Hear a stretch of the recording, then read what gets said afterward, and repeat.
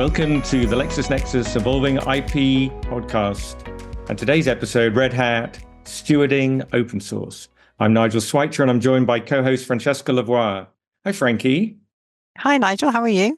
Today's a bank holiday in the UK, so thanks for showing up. I'll have to explain that to my family. But I'm sorry. Thank you for showing up too.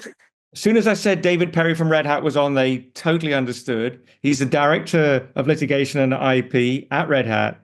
And welcome to our podcast, David. Thanks, Nigel. Thanks, Frankie. Thanks for having me. I look forward to this discussion today.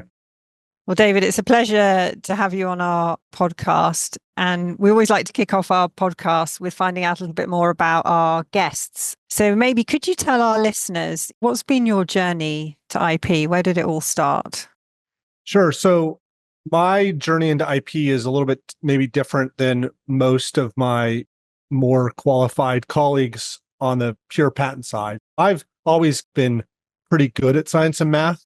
In high school, I was kind of struggling with this dilemma about what to do, about whether to go to an engineering school or whether to do something else. And my senior year English teacher convinced me to just go pursue what I was passionate about. So I got a degree in political science from a small liberal arts school, and then kept doing science and math, but it wasn't my focus. And then fast forward to my first year of law school, I was an intern at the New York State Attorney General's office.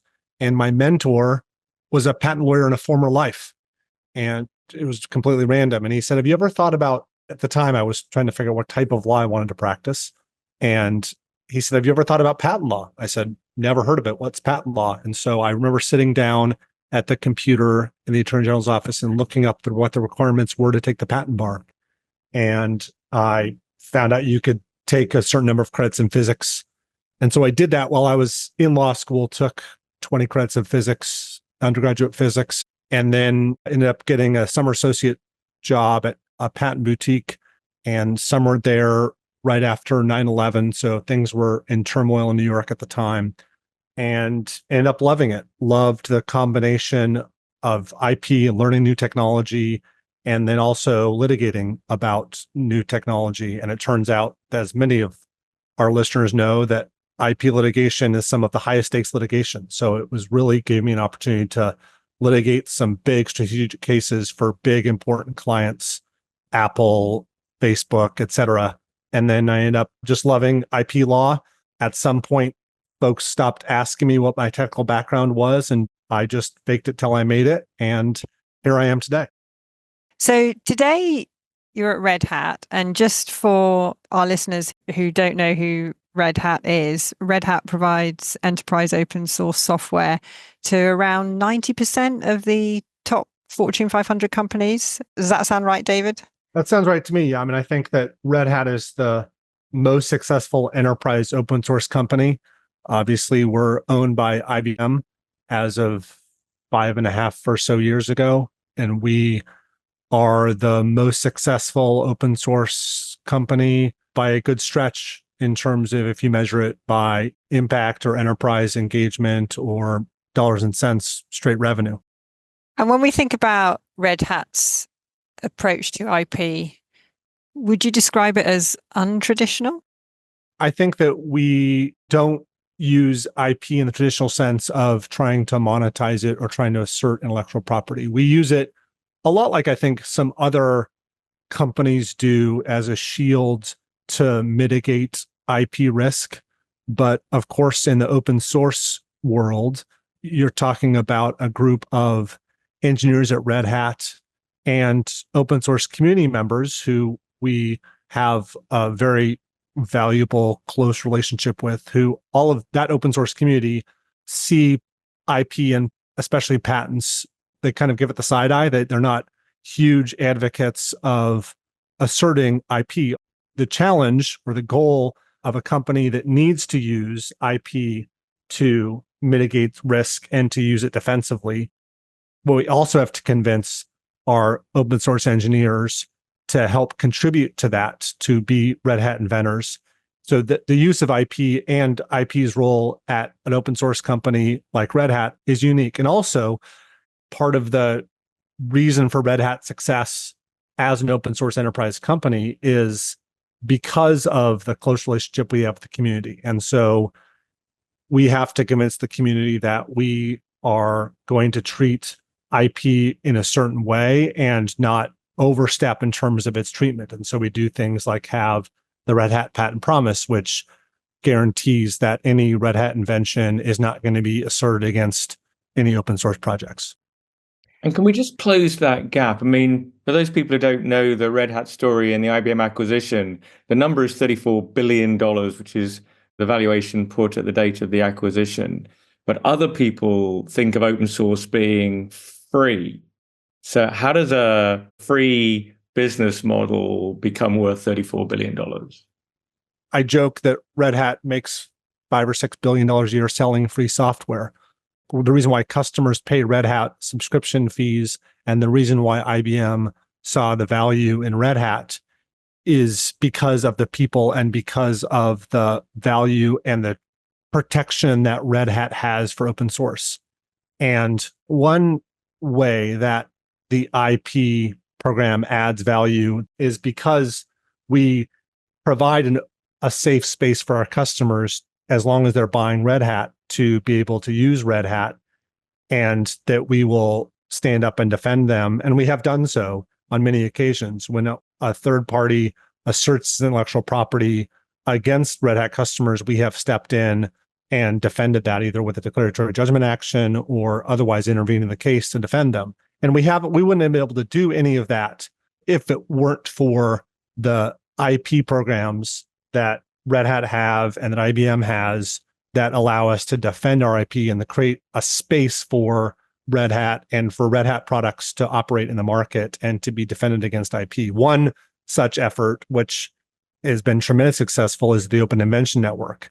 This was as folks may or may not know, it's the largest, most successful patent cross-licensing organization in the world with cross members, 4,000 licensees who've agreed to license their patents to one another to protect the Linux system definition. They will not assert their patents against each other over anything that has to do with the Linux system. And so that protection and that space that we've created that customers can operate, innovate in, and sell in is one reason why IBM was willing to pay what they did for Red Hat.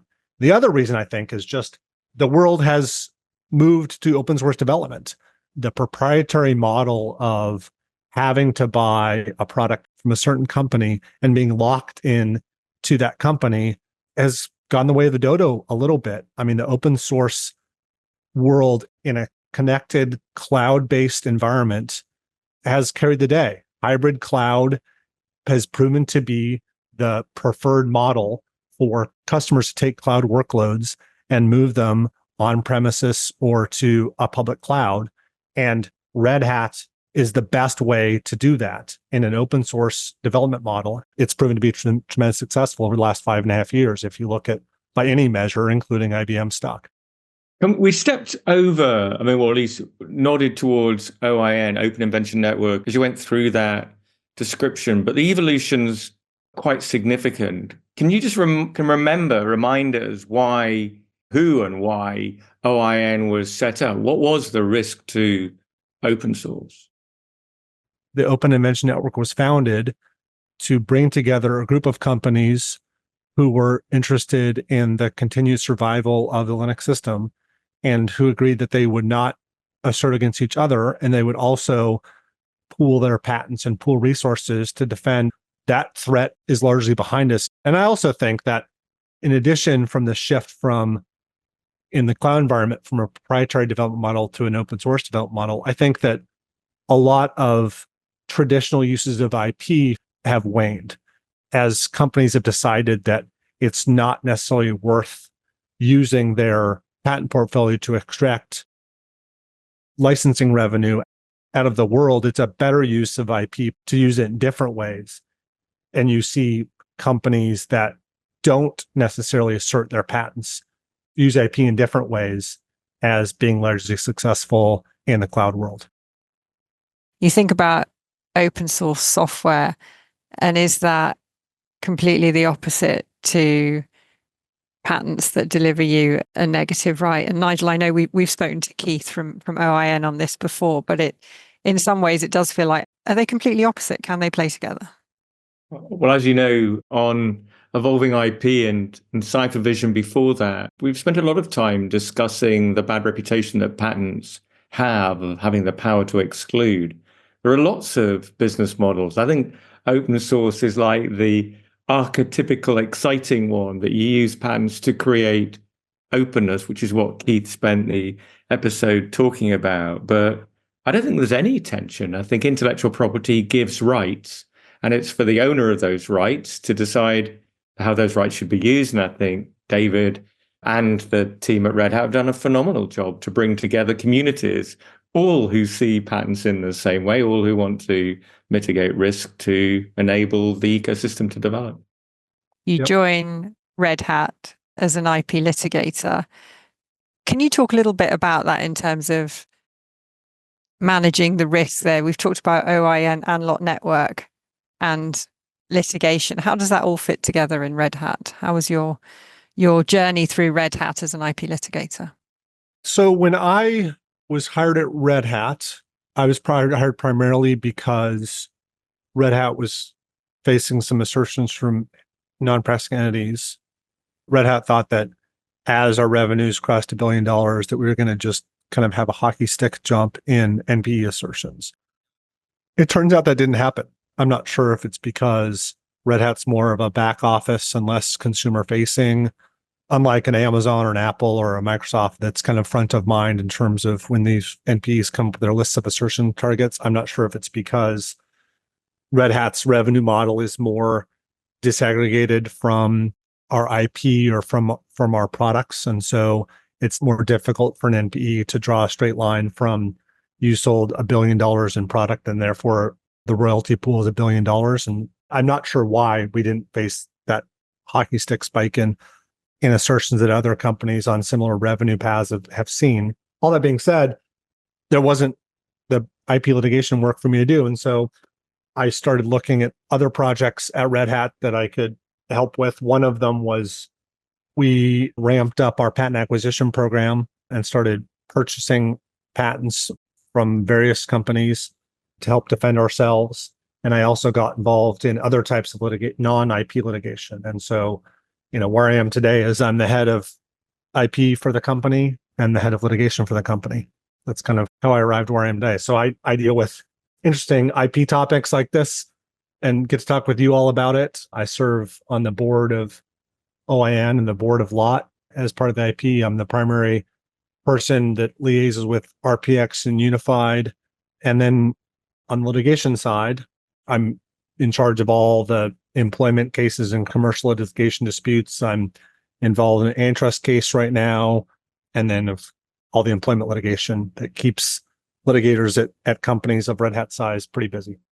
And whilst we're turning IP on its head, I don't know if we've mentioned the Red Hat patent promise. It's been around for a number of years. It was recently restated. Can you explain for non-IP experts how the Red Hat patent promise works? And then the following question is going to be, and why doesn't that destroy the value of your patent portfolio? So the Red Hat patent promise promises that Red Hat will not assert any patents against any open source project. Full stop. And that by Red Hat patents, I mean any Red Hat patent we own or that was invented by a Red Hat nomad, and we attach that patent promise if that patent ever leaves Red Hat for any reason. And the reason why it doesn't destroy the portfolio is the threats we face are not from open source projects. The reason why we have an IP portfolio is to protect ourselves against threateners who aren't part of Open Invention Network or otherwise seek to do us harm with their patents. You're always going to be managing IP risk. Is that ever going to go away? That's never going to go away. And the risks evolve and change. The risk, I think, 10 years ago was from folks who were threatening to assert their IP against the Linux system definition, and then from large patent trolls like Intellectual Ventures and others. And now the risk is different. The risk now from an IP assertion perspective is primarily from litigation financed organizations. And so that is a whole new risk. Oh, and I guess the third type of risk before was contingency fee assertions that were backed by interested outside counsel who were getting a piece of the pie. Now we're talking about litigation financed IP assertions, which have become more sophisticated, more well-funded, and frankly, more of a threat. The business model of file in Eastern District of Texas and collect $50,000 at a time has mostly gone away in large part to a lot of the tools between the American Invents Act and other tools at our disposal that have allowed us to mitigate that threat. But the threat has evolved into other forms, and large financed assertion entities are, I think, the largest kind of non-operating company threat. But I also think that operating companies are going to continue to use their IP in ways that require you to identify and mitigate that risk and engage with IP in a way that you have an eye on that risk. And I think that anytime you have a new area of technology where there's not sort of established players or established rules about where the IP owners and the IP users have an arrangement, you're going to have potential for conflict and a potential for, and I think obviously artificial intelligence is the next wave of that. We are seeing it not as much on the patent side yet, but this raft of copyright and DMCA suits against AI is another way where IP is being used in a new technology, and that we all have to figure out how that's going to all shake out to make sure that, from my perspective, that innovation can carry the day, and that IP is used as a way to promote rather than to damper innovation. And when you're thinking about managing risk, how do you use data and analytics to help you in that area? Red Hat is not unlike a lot of other companies, I think, where in the finance org is asking everyone else to be more efficient using AI tools. Red Hat has been used and to do more with less, right? To be more sophisticated and come up with better answers using data analytics and machine learning instead of manual labor. And Red Hat, as I think a relatively early adopter of Cypher, not to pat ourselves in the back, but we've been using Cypher's tools to analyze risk and to analyze competitors' patents and to analyze how our portfolio protects us from those risks for, I don't know, Nigel, 5 years or something now. And it's almost like the world has finally caught up and come around to our way of looking at things. Cypher and data analytics allow us to quickly and efficiently analyze large groups, large sets of data in a way that we can make pretty sophisticated decisions when it comes to what we're going to spend money on in terms of filing patents, what we're going to do in terms of which patents we're going to keep paying maintenance fees on and which maybe we don't need anymore. We have a small team at Red Hat. We've always had a small team, and our revenues continue to grow. The risk isn't going away. And so we have to get this done, and we have to do it in a way that makes sense and that is intelligent. And data analytics, machine learning tools like Cypher allow us to do that and allow us to intelligently analyze and mitigate the risk. And you were also discussing that areas of potential risk are getting a little bit more sophisticated. So the finance-backed aggressors, if we can call them that, are maybe getting a little bit more sophisticated. So what would be your shout out to IP teams in terms of keeping up your level of sophistication so that you can challenge these more sophisticated players when it comes to risk? That's right. I think they're becoming more sophisticated. And also, it's not just patent engineers who are doing these analysis anymore. With investment from private equity or from other parts of the world, you don't just have patent lawyers or patent counsel running these models and extracting value from these assertions. You have very sophisticated financial players who are used to running these models. And so we need to up our game on the defensive side, and we need to get more sophisticated about the investments we're making in terms of our portfolios. And so I think it's a wake-up call for IP counsel everywhere to get better and be able to operate in a private equity backed world where we've seen insurance companies get involved and various models and mechanisms to help fund or mitigate IP risk. There's a lot of money flowing in on the assertion, to use your word, aggressor side. And I don't think are going to have a lot more money at our disposal on the defensive side. So we've got to be better and more sophisticated at playing this new guerrilla warfare where we're making the right investments in terms of protecting it. And also continuing to think about groups or subscriptions like Lot or Unified or RPX or OIN or other ways where we can counterbalance this money that's being poured on the aggression side. And Nigel, I'd be keen to hear your view as these areas are evolving and players are becoming more sophisticated in all areas. Are you seeing that in terms of the IP community that you speak to? I guess as David was just talking there, I sort of got a tingle down my spine just because it's so topical. Everyone's talking about AI and generative AI as if it's going to change the world. In my career, which now goes on for way too long, whatever it is, going on for 35 years in intellectual property, I think open source was the biggest challenger to everything I thought I knew. A different business model that changed the way we use software, that changed the way participants played the game. So I hope everyone's listened really carefully to David's encouragement and warnings, because they're similar type of issues that we're going to face with generative AI.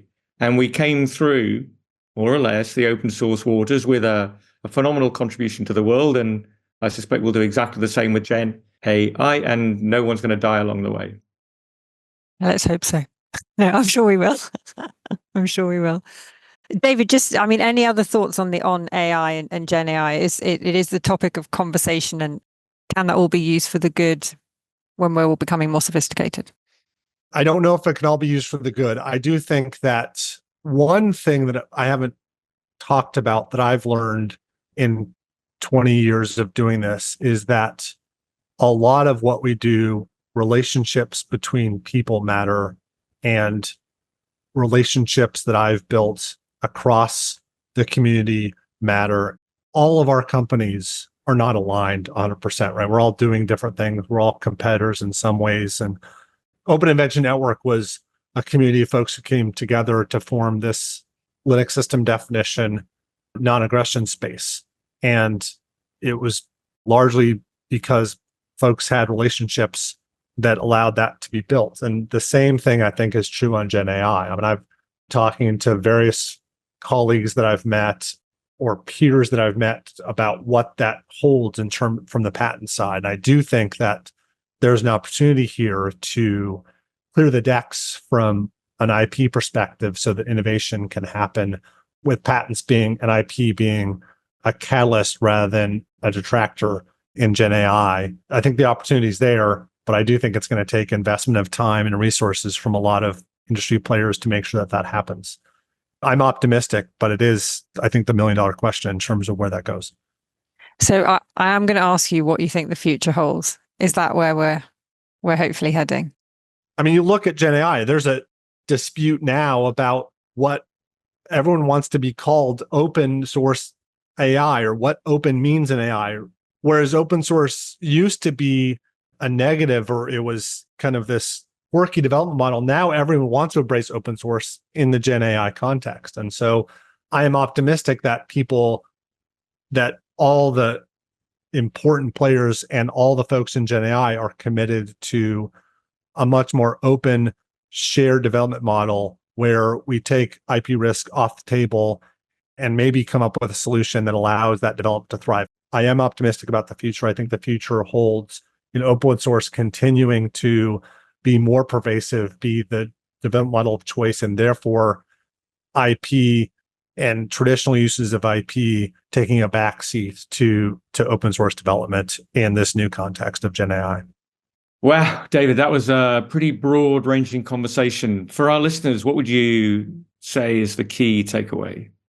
I think the key takeaway is that open source and IP are not in tension. They're in fact stand hand in hand. And that my experience at Red Hat has been that you can embrace both open source and intellectual property as a risk mitigation tool. And my experience at Red Hat has been that they're not in tension, they're a catalyst for one another. And as we enter this new world of Gen AI, this question of how open source supports IP and how IP supports open source is going to continue to be even more important than it ever has been. It's hard to believe that it's been 25 years since the initial public offering of Red Hat, a pioneer in the development of business models around open source software. And just over 5 years since IBM acquired Red Hat for a whopping $34 billion. That's a lot to take in. But at the core, Red Hat epitomizes the evolution of intellectual property, how copyright and patents can be turned on their head to enable, not restrict, competition. This did cause significant disruption to the proprietary business models that prevailed in the 20th century, which manifested as risk for those who challenged the status quo. We have the open source pioneers to thank for organizations such as Open Invention Network, the LOT Network, and RPX for building risk mitigation organizations to handle antagonists who at one time would have been perfectly happy for open source to go away. Thank you, David, for your stewardship across many of these organizations and for the robust defense of open source. Without such leadership, without the success of open source, much of today's technology innovation would simply have been lost to the world. Thank you for tuning in to the LexisNexis Evolving IP podcast series. Please continue the conversation on social media and share your thoughts about today's episode on Red Hat, Stewarding Open Source.